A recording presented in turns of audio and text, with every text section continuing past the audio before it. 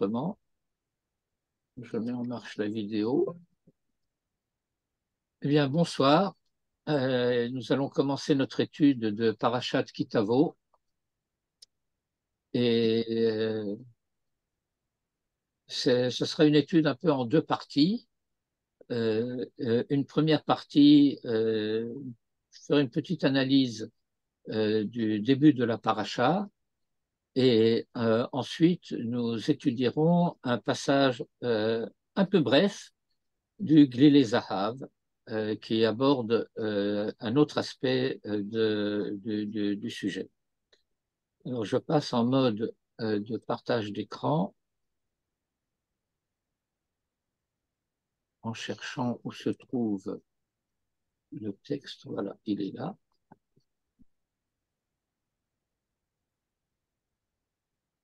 Et je commencerai, comme d'habitude, à dédier notre étude, l'Irfouat Shlema V'Achlamata Mehera Shel Ishti Ra'yati Chaya Ruth Bat Dina Tichi. Amen. Alors, nous allons lire les premiers versets de la paracha en traduction simultanée assez rapide. Et ensuite, je ferai quelques remarques à ce sujet, et puis nous passerons au Glilé Zahar. V'haya kitavo el haaretz. Et ce sera lorsque tu seras venu au pays, Asher Hashem Elokecha noten lecha nachala, que Hashem ton Dieu te donne en patrimoine, virishta, et tu en hériteras, veyashav tabah, et tu y installeras, tu y résideras. Velakarta mireshit kol peri haadama asher tavi me'artzecha, et tu prendras des prémices de tous les fruits du sol que tu apporteras de ta terre, que Hachem est ton Dieu, que Hachem Elokecha, noten lach, te donne, le samta batene, tu les placeras, tu les mettras dans un panier, ve'alarta el hamakom, et tu iras à l'endroit, Asher yifrar Hachem Elokecha, qu'Hachem ton Dieu aura choisi, le shaken shemo sham, pour y faire résider son nom. Uvata el hakohen, et tu viendras chez le Kohen, Asher yihye bayami mahem, qui sera en fonction en ces jours-là. Amarta elav, et tu lui diras, Ki gadeti hayom, je déclare aujourd'hui, la Hashem Elokecha, à Hashem ton Dieu, qui vati el haaretz, que je suis venu au pays, Asher nishba Hashem la avotenu la tetlanu, que Hashem a juré à nos pères de nous donner. Je m'arrête un instant pour faire déjà ici une première remarque, c'est que Moïse s'adresse à Israël dans le désert. Et il s'adresse à Israël dans le désert, parlant du temps où il sera rentré en Eretz Israël, et on passe sous silence toutes sortes de péripéties pendant lesquelles tout ceci n'est pas encore applicable, pour venir au temps où il y a eu déjà les premières moissons et les premières récoltes. Et donc, à ce moment-là, va s'appliquer la mitzvah des prémices. Moïse, s'adressant à Israël dans le désert, dit à Israël, Hachem ton Dieu. Mais dans l'énoncé de la mitzvah, nous constatons avec étonnement, avec surprise, que celui qui va venir se présenter devant le Kohen, eh bien, il lui dira Hachem ton Dieu. Et donc, à ce moment-là, tout se passe comme si Dieu n'était encore que le Dieu du Kohen. Igadti hayom l'Hachem Elokecha. Tout se passe comme si, à ce moment-là, le Kohen, qui est déjà en fonction de Avoda, il est en fonction de Avoda dans le temple de Hachem, Dieu d'Israël, mais qui est Hachem, son Dieu. le Dieu tel qu'il le connaît, lui, le Kohen. Et tout se passe comme si il n'était pas encore de droit le Dieu de celui qui vient. Et il continue en disant Ki vati el haaretz, que je suis venu au pays, Asher nishba Hashem la'avotenu latet lanu, que Hashem a juré à nos pères de nous donner. Et nous voyons qu'ici, il n'y a pas Hashem Elokeinu. Tout le long du texte, jusqu'ici, le texte dit Hashem Elokecha, que ce soit celui d'Israël dans la bouche de Moïse, ou que ce soit celui du Kohen dans la bouche de celui qui est venu apporter les prémices. Et ici, c'est Nishba Hashem. Et ce serment a été fait par Hashem à nos pères de nous donner. Et à ce moment-là, seulement au verset 4, Velakach ha-Kohen et atene miyadecha, et le Kohen prendra le panier de ta main, Vehinicho lifne mizbach Hashem Elokecha, et il le déposera devant l'autel de Hashem, ton Dieu. Et vous voyez ce qui s'est passé ici, dans le verset 4. Nous n'avons pas donné le panier au Kohen. Le Kohen a pris le panier de notre main. Ah. Il le dépose devant l'autel, et à ce moment-là, cet autel est appelé l'autel de Hashem, ton Dieu. Et maintenant, c'est confirmé au verset 5, Ve'anita ve'amarta lifne Hashem Elokecha. Et à partir de maintenant, toute la suite du texte, qui est un long rappel historique, dont nous connaissons l'écho dans la Haggadah de Pessah, puisque ce texte est quasi intégralement cité dans la Haggadah. Et donc, cette déclaration des Bikurim, que nous allons faire chaque année. Et chaque année, nous dirons, je suis venu maintenant. Igati hayom l'Hashem Elokecha, ki vati el haaretz, asher nishba Hashem la'avotenu latet lanu. Comme si chaque année, nous étions arrivés de nouveau maintenant. Et nous refaisons chaque fois cette déclaration.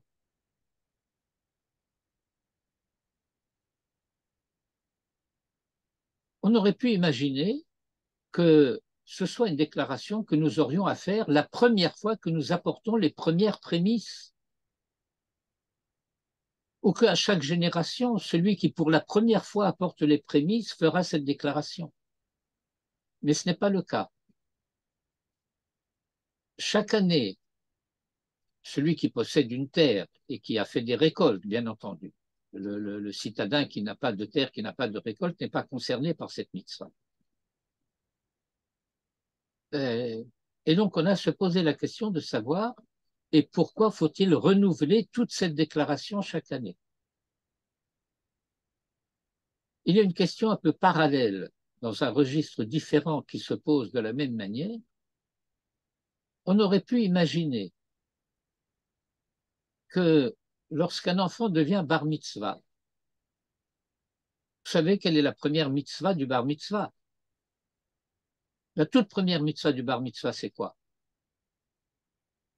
Les Tifini. Pas du tout. C'est la Kriyat Shema. Ah. Le soir du jour où il devient bar mitzvah, il dit Shema Israël, Hashem Elokeinu, Hashem Echad. Jusqu'à présent, il le disait en tant que bar chinour.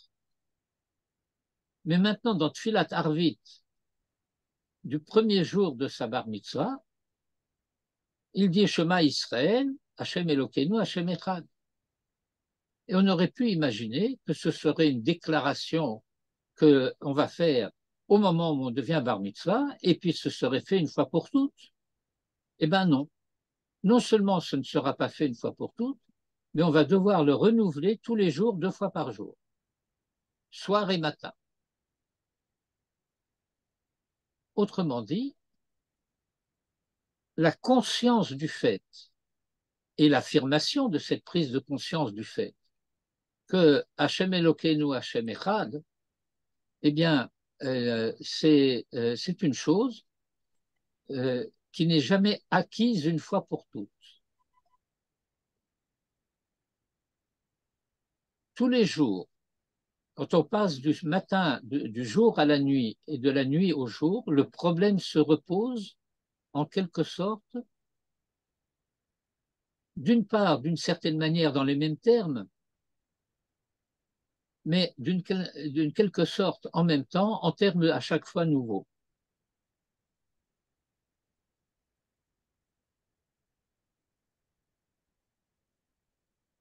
V'anita ve'amarta lifnei Hashem Elokecha.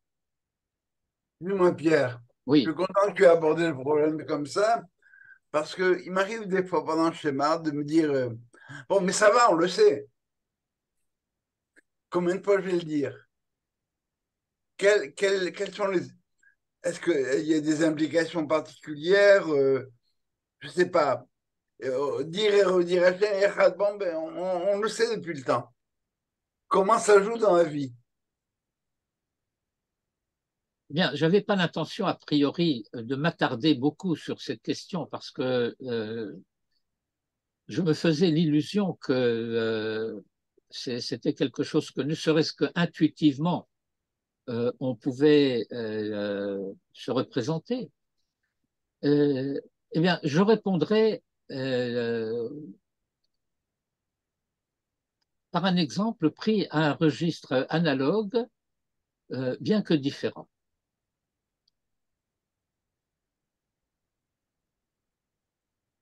La tfila. La tfila que nous sommes supposés faire 3 fois par jour. En tout cas, les jours ouvrables. Shabbat, Rosh Chodesh, les jours de fête, 4 fois. Bon, avec des différences, mais bon. Mais en tout cas, la prière quotidienne, 3 fois quotidienne, alors, certains disent, un peu dans l'atmosphère de ce que tu décrivais il y a quelques instants, bon, tous les jours, 3 fois par jour, la même prière. Alors, la réponse euh, qui est donnée par les maîtres à ce sujet, mais tu fais erreur. Ce n'est jamais la même prière. Parce qu'aujourd'hui, tu n'es pas tout à fait le même que tu étais hier. Étant donné que toi, tu changes, alors ta prière de chaque jour change. Étant donné que la prière du soir, la prière du matin, la prière de l'après-midi, ce n'est pas la même prière, parce que ce n'est pas la même atmosphère de prière. Il y a la prière de la Midat Hadin, il y a la prière de la Midat HaChesed, il y a la prière de la Midat HaRachamim, la prière à la manière d'Isaac, la prière à la manière d'Abraham, la prière à la manière de Jacob. Et ce n'est pas la même.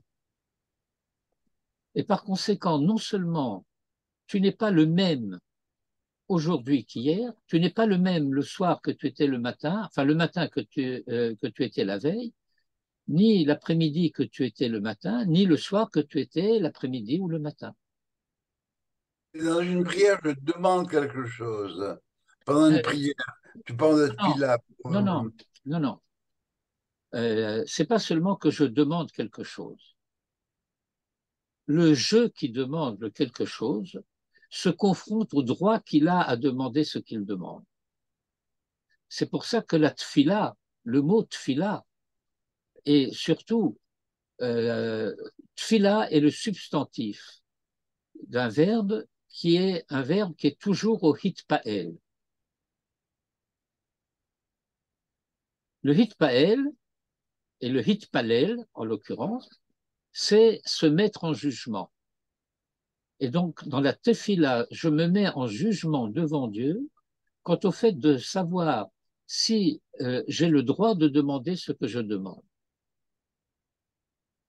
Je ferai une remarque sur un point du texte de la Tfila inspiré par un commentaire du Ramchal, Rabbi Moshe Chaim Luzzatto. Il fait une remarque un peu, comment dirais-je, un peu acerbe. Peut-être même, certains pourraient-ils considérer que cette remarque comporte une certaine dose de cynisme. Ala tzadikim, vala chassidim, va allez-nous. Et comment tu te mets au milieu de tous ces gens-là? Comment tu oses? Est-ce que vous comprenez l'idée? Oui. Et par conséquent, le Ramchal dit, eh bien, précisément, par le fait que j'exprime le souhait, le vœu, le désir d'être compté parmi ceux-là. Cela veut dire que à chaque fois, infinitésimalement, dans la prise de conscience de la distance qui me sépare d'eux, je réduis cette distance. C'est joli comme explication du Ramchal. C'est pas seulement joli, c'est profond. Et donc, il en va de même pour la Kriyat Shema. Ça veut dire que cette Kriyat Shema de Shema Israël Hashem Elokeinu Hashem Echad, je vais la faire suivre immédiatement par un chuchotement à voix basse que je n'ai pas le droit de dire à haute voix. Baruch Shem Kavod Malchuto le Olam Vaed. Pourquoi? Parce que ce que je dis là n'est pas vrai dans la réalité. Le monde dans sa réalité ne témoigne pas de la gloire de Dieu et de l'honneur de Dieu. Et de la même manière, le monde dans sa réalité ne témoigne pas de cette unité que j'affirme. Elle est l'objet d'une émouna.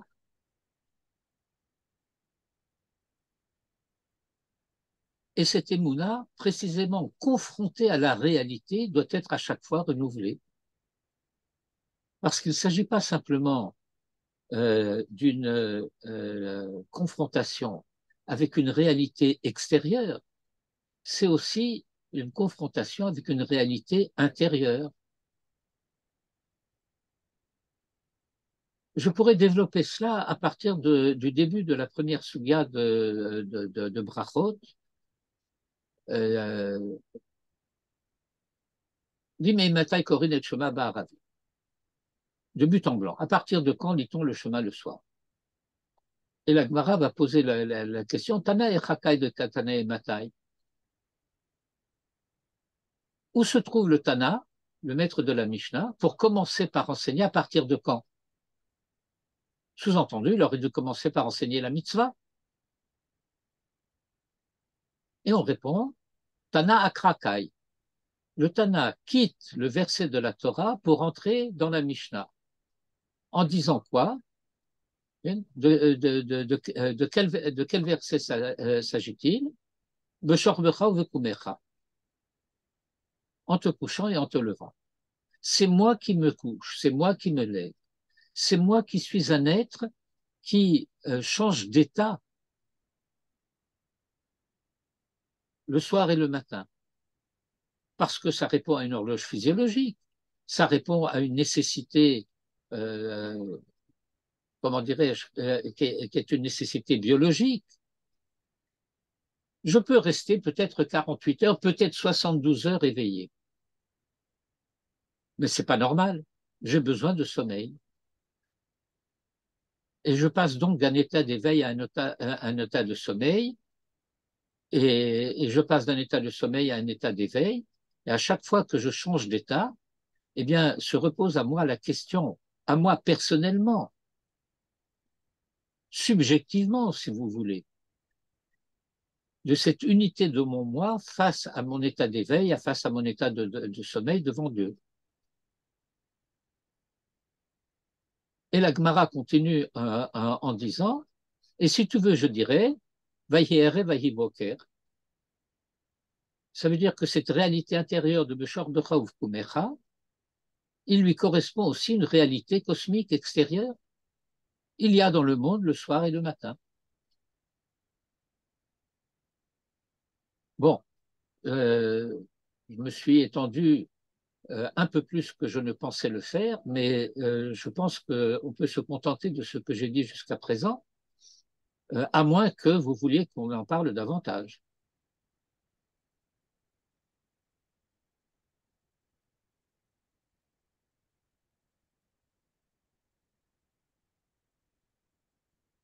Et répond à cela ce qu'on appelle en hébreu shtika ro'emet.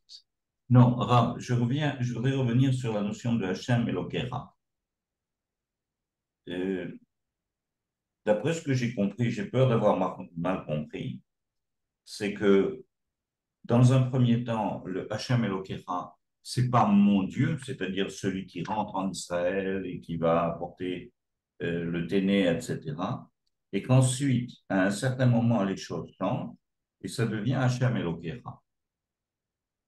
Oui. Est-ce que j'ai bien compris? Ben, écoutez, moi j'ai lu des versets. Euh, le verset nous dit, tu feras une déclaration et tu diras au Cohen chez qui tu t'es présenté, je déclare aujourd'hui à Hachem ton Dieu. On se serait attendu à ce qu'elle dise, je déclare aujourd'hui à Hachem notre Dieu.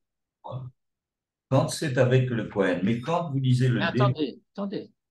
Et donc, ce que la Torah me dit, c'est que il y a ce que j'appellerais une situation que je qualifierais d'objective. Hachem est Hachem, que je le veuille ou que je ne le veuille pas. Hachem est un terme invariable, un nom invariable. La plupart des noms sont invariables.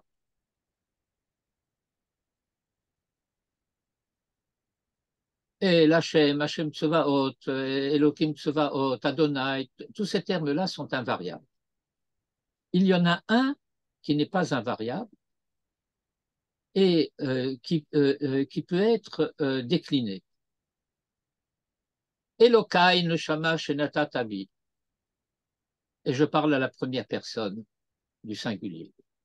Elokeinu. Et je parle à la première personne du pluriel.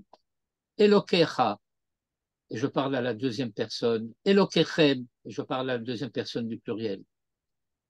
Et donc tout se passe comme si je ne peux pas dire mon Dieu aussi longtemps que je ne me suis pas acquitté de la mitzvah des Bikurim. Comme si, tant que je ne me suis pas acquitté de cette mitzvah des Bikurim, je n'avais pas, comment je vais dire ça, euh, acquis le droit de le considérer comme mon Dieu.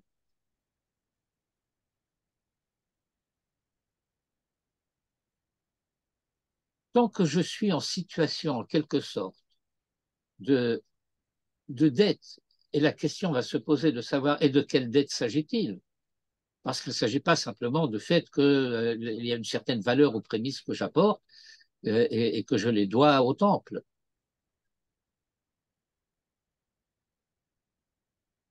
Mais que dès lors que le Cohen a pris le panier de ma main, alors cette dette, en quelque sorte, a été acquittée. Et à ce moment-là, c'est la Torah qui me dit Hachem ton Dieu.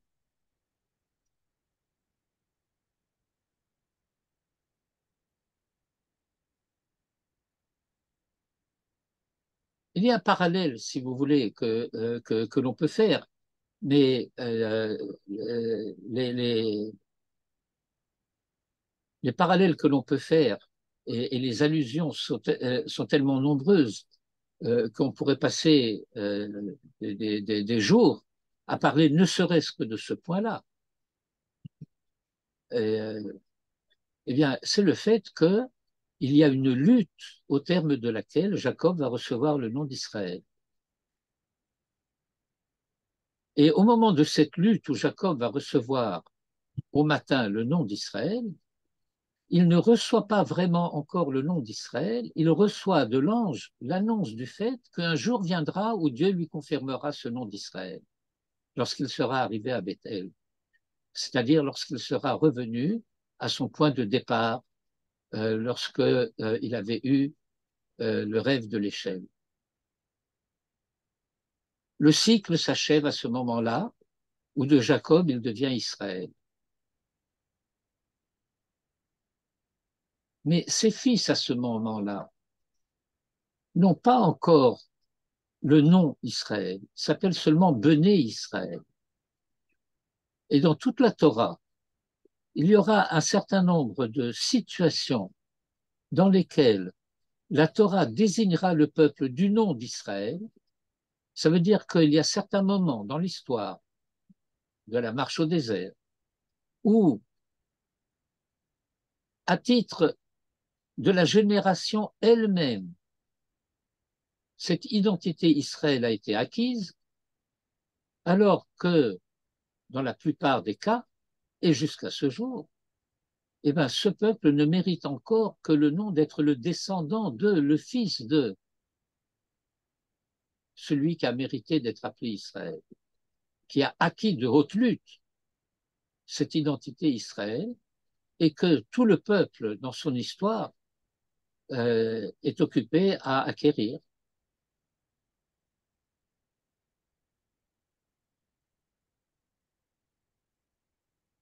Alors, la suite du texte, que je ne vais pas lire parce que je veux quand même avoir le temps un petit peu de parler du Glilé Zahav, mais vous le connaissez. Eh bien, tout se passe comme si le rappel de cette histoire, c'est-à-dire de ce qui s'est passé depuis que Jacob a quitté Beersheba et qu'il est arrivé à Haran, et que ce Arami Oved Avi, c'est Laban qui a cherché à détruire Israël. Je sais bien que vous lirez chez certains Pashtanim, et dans certaines traductions bibliques, que Arami Oved Avi, vous lirez parfois mon ancêtre était un araméen errant. Genre Abraham était un araméen. Abraham n'était pas un araméen, c'était un hébreu en exil. Mais l'araméen qui a cherché à détruire mon père, c'est Lavan Ha'arami. Et comme nous disons dans la Gade de Pessah, que Lavan c'était pire que Pharaon, parce que Lavan Bikesh Larakor et Takol, avec un écho extrêmement grave pour les temps contemporains, c'est que ce descendant d'Hébreux resté à l'étranger, c'est l'oncle, le beau-père et le grand-père. Oui. Nos familles, au sens large, et parfois au sens immédiat du texte, qui s'évertuent là où ils sont à nous détruire. Les J Street et les BDS et tout, etc.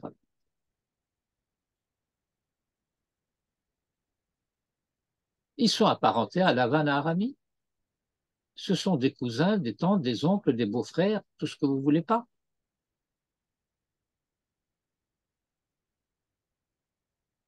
Et dans nos expériences, telles que beaucoup d'entre nous l'ont fait en Israël, année après année, lorsque nous sommes partis pour venir en Israël et qu'eux sont restés en arrière, la distance entre eux et nous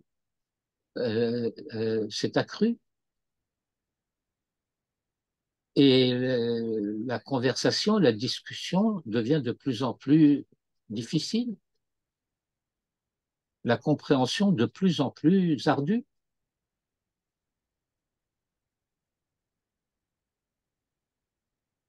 Arami Oved Avi. Et on commence par là. Alors la remarque que je voulais commencer par faire, c'est une remarque de vocabulaire. Veranita, on entend cela la plupart du temps comme disant tu répondras. Mais l'aranot en hébreu, cela peut signifier prendre la parole.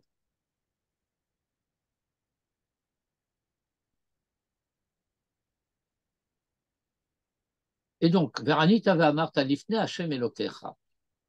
Et tout se rappelle historique.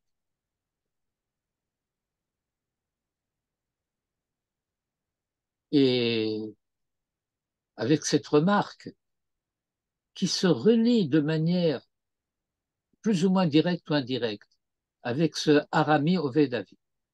Nous étions en exil en Égypte. Vayared Mitzrayma, Vayagor Sham, Bimte Mehat, Vayfisham le Goy Gadol, Atsum Varad. Et puis, le verset 6. Vayareru Otanu Hamitzrim, Vayaranunu. Alors, on traduit la plupart du temps que les Égyptiens se sont mal conduits à notre égard. Ils nous ont fait du mal. Mais le pshat du verset, c'est que les Égyptiens nous ont rendus mauvais. C'est pas Vayareu Lanu Hamitzrim, c'est Vayareu Otanu Hamitzrim. Et que si l'exil dure et plus l'exil dure et plus le temps qu'on reste à l'étranger au lieu de rentrer chez nous, eh bien, cet environnement dans lequel nous nous trouvons, qui a par ailleurs des aspects culturels extrêmement positifs, mais ce sont des environnements culturels extrêmement positifs qui sont mis en œuvre par des rechaïm. Et par conséquent, cela nous influence négativement. Bien entendu, lorsque nous viendrons au pays, eh bien, il faudra que nous emportions avec nous, pas seulement à la semelle de nos souliers, comme disait l'autre au moment de la Révolution française, mais que nous emportions avec nous, pour les sauver, ces valeurs que eux trahissent. Parce que ce sont des valeurs vraies. Ce sont des valeurs vraies qui sont ces étincelles de sainteté qui sont prisonnières de cette écorce de clipa de Touma, dont nous nous occupions la semaine dernière dans Parashat Kitetse pour les libérer de leur prison et de leur captivité.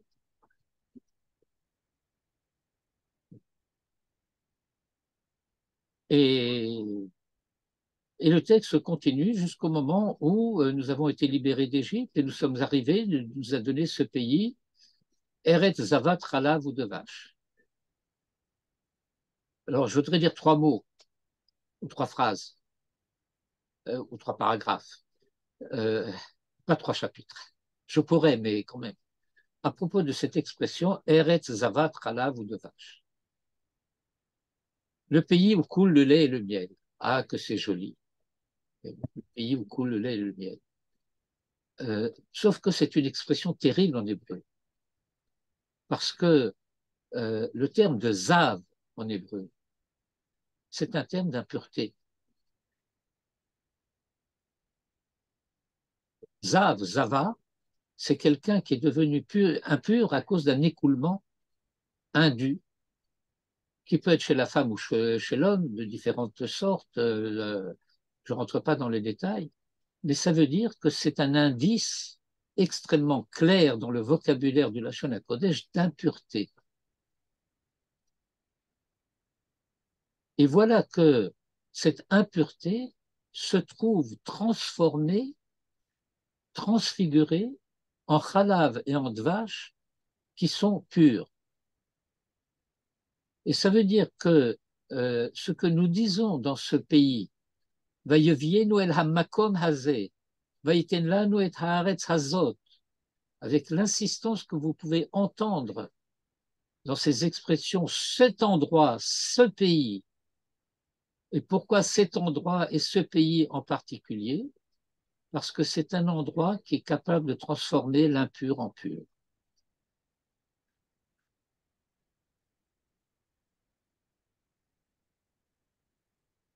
Les kabbalistes expliquent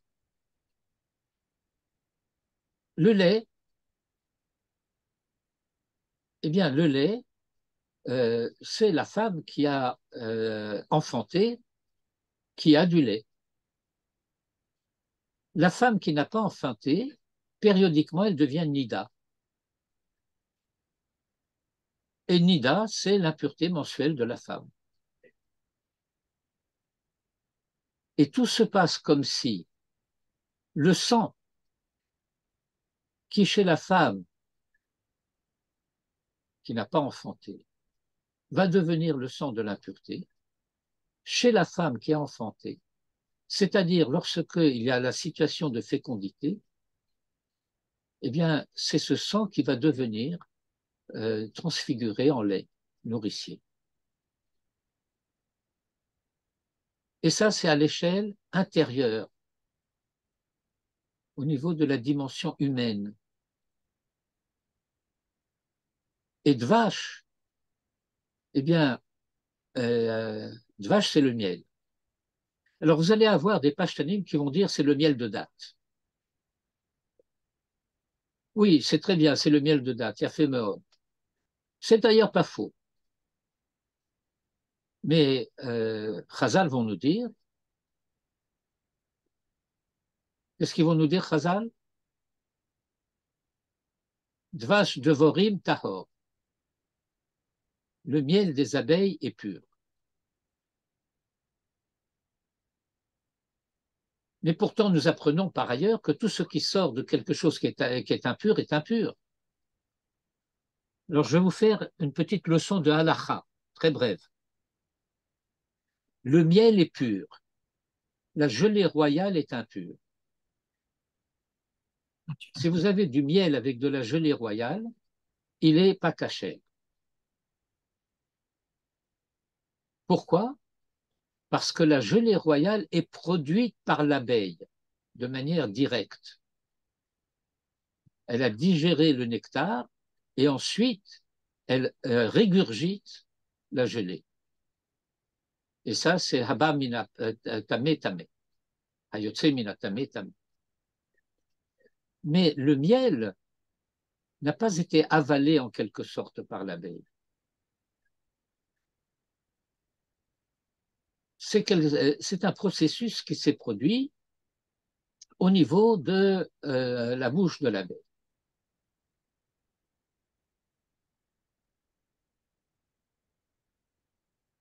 Et donc, nous avons cette explication au niveau de Khalav, tel que je l'ai donné, et au niveau du Dvash, tel que je l'ai donné, et encore une fois, avec cette dimension très particulière de la nature d'Eretz Israël, et c'est la raison pour laquelle ce n'est qu'ici et nulle part ailleurs que cela peut être, et que c'est la raison pour laquelle c'est ici et nulle part ailleurs que cette Torah est une Torah de cette dimension, une Torah capable de transfigurer la réalité, parce que c'est cette terre-là qui est Eretz Zavat Chalav ou de vache. Et alors maintenant, je peux le dire, V'ata, et maintenant, Hine, voici, Hevete Treshit Perit Ha'adama, j'ai apporté la prémisse du fruit de la terre, Asher Natata li Hashem, que Hashem, toi, tu m'as donné. V'hinarto lifne Hashem Elokecha, et tu le déposeras devant Hashem ton Dieu, et ça pose un grave problème. Est-ce qu'il n'était pas le panier déjà devant l'autel? Est-ce que quelque part on t'a dit que tu as repris le panier maintenant? Ou est-ce que maintenant que tu as dit tout cela, c'est comme si c'est toi qui l'avais déposé?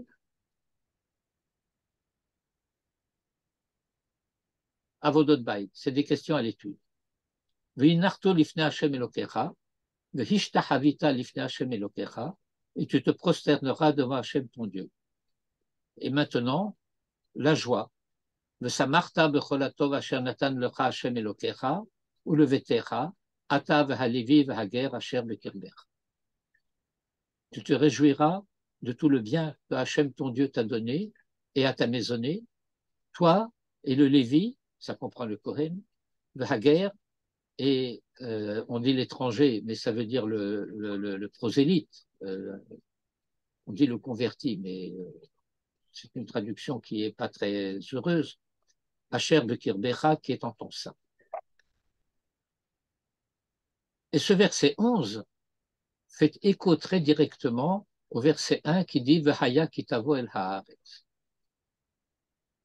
Manitou rappelait souvent, que le Rav Tzvi Yehuda rappelait souvent, que V'haya kitavo el haaretz. V'haya, c'est une expression de joie. En V'haya ela lashon simcha. Pourquoi? Kitavo el haaretz, parce que tu viendras au pays. Eh bien, je cite ce même enseignement, rappelé par Manito au nom du Rav Tzuyuda, mais au nom du Or HaChaim HaKadosh. Et le Or HaChaim HaKadosh ne peut pas être soupçonné d'avoir eu des arrière-pensées idéologiquement sionistes. Le Or HaChaim HaKadosh nous dit au XVIIIe siècle, V'haya ki tavo el haaretz, Amar v'haya lashon simcha, le ha'ir, she'en lismoach ela bishivat haaretz. Le texte a dit V'haya, qui est une expression de joie. Le ha'ir, c'est pour éveiller, c'est pour faire remarquer, mais ça veut dire qu'il faut réveiller une conscience.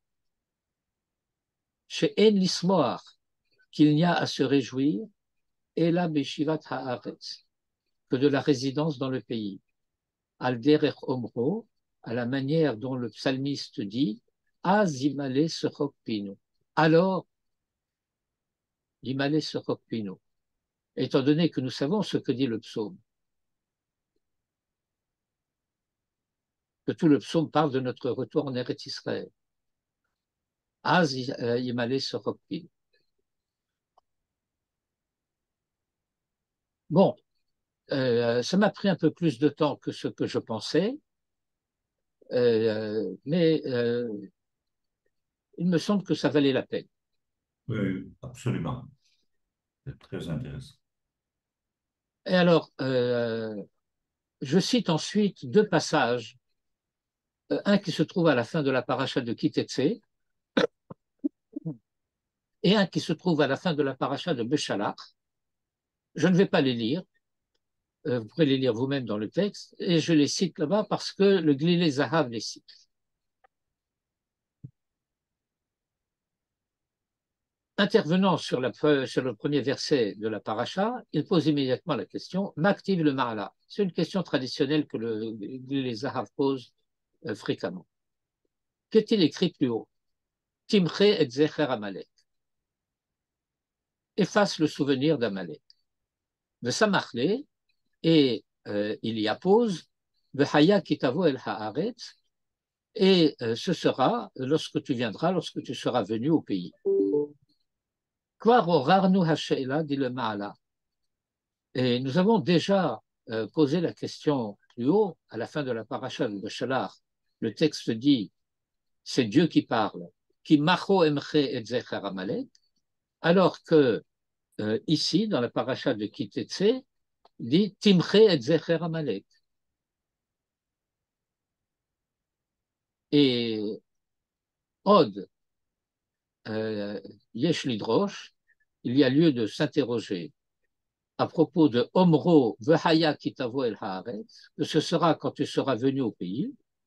Et le texte ne dit pas Velo Amar Ki Yeviacha Hashem Elokecha, lorsque Hashem ton Dieu t'aura amené, que Shem Sheneemar Bemakom Acher, ainsi que c'est dit à plusieurs reprises, vous avez les références en note.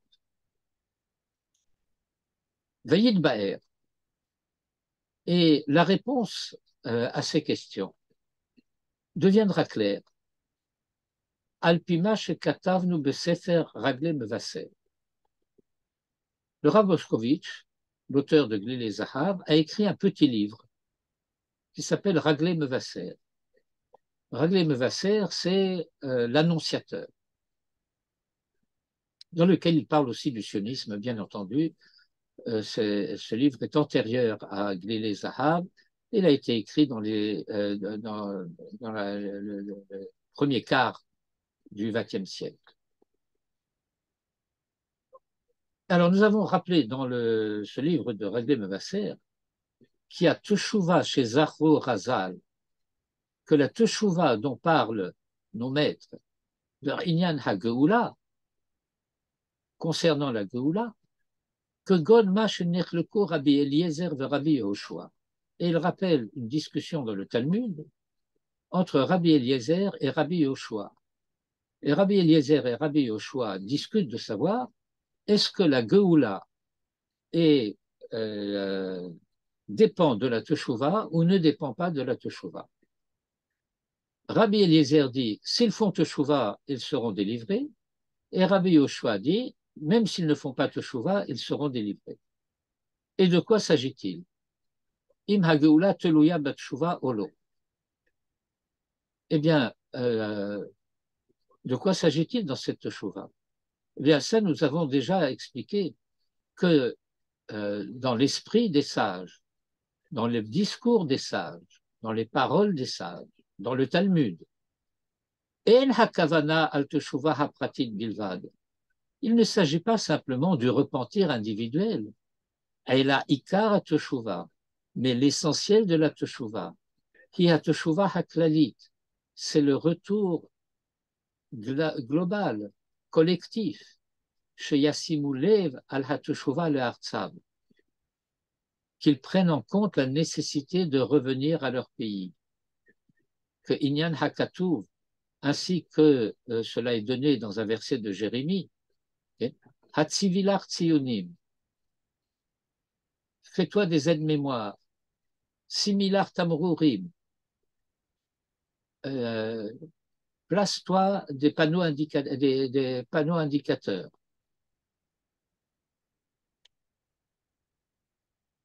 Vous savez comment il y a, c'est surtout un terme de marine, un terme maritime, qu'on appelle en français, curieusement, des amers, A-M-E-R-S, des panneaux indicateurs, des signaux. Shiti libère la Messila. Place ton cœur sur le chemin.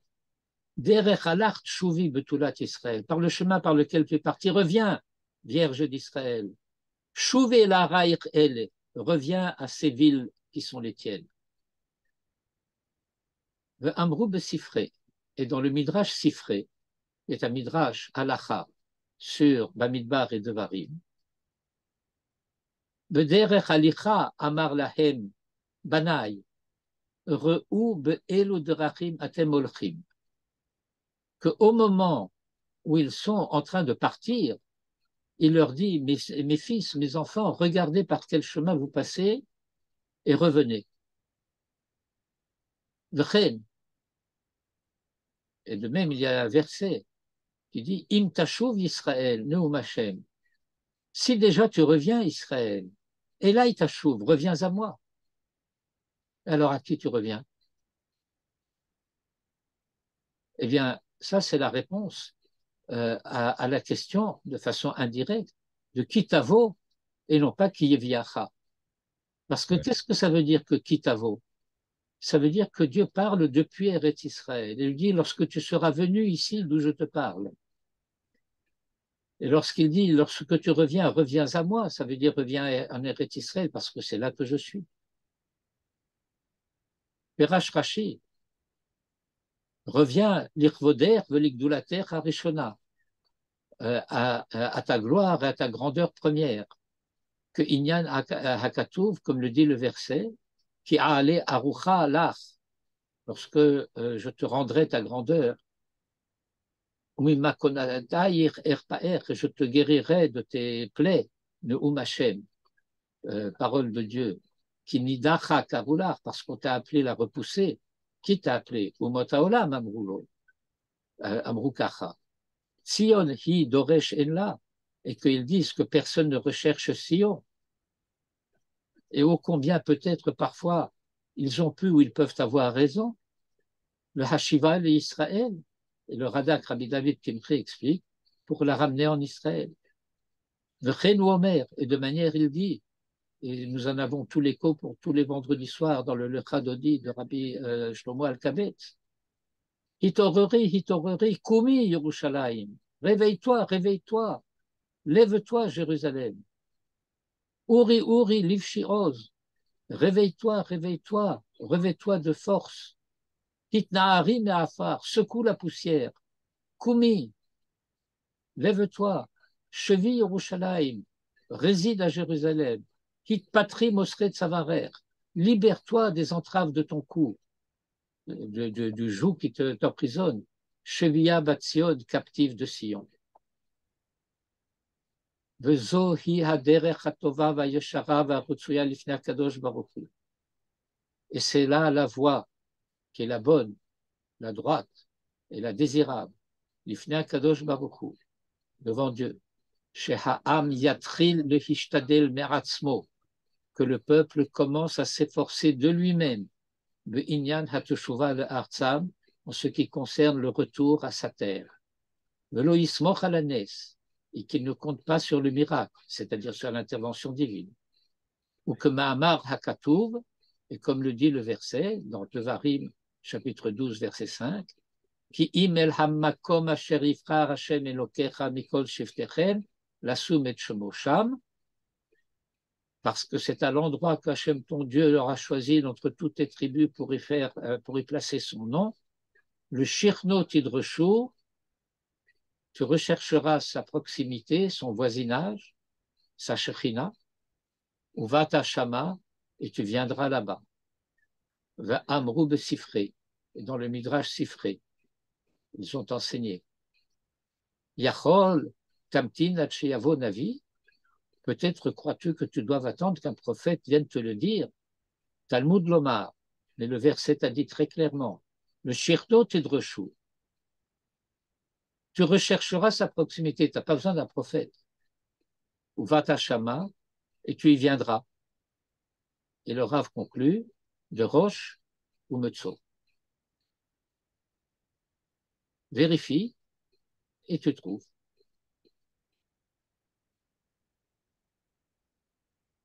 Voilà, c'était les deux leçons, si je peux le dire, que je voulais tirer de notre paracha et vous transmettre.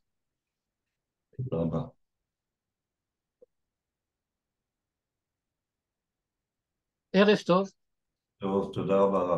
Merci beaucoup, Shabbat Shalom, et encore merci pour l'exou, très utile.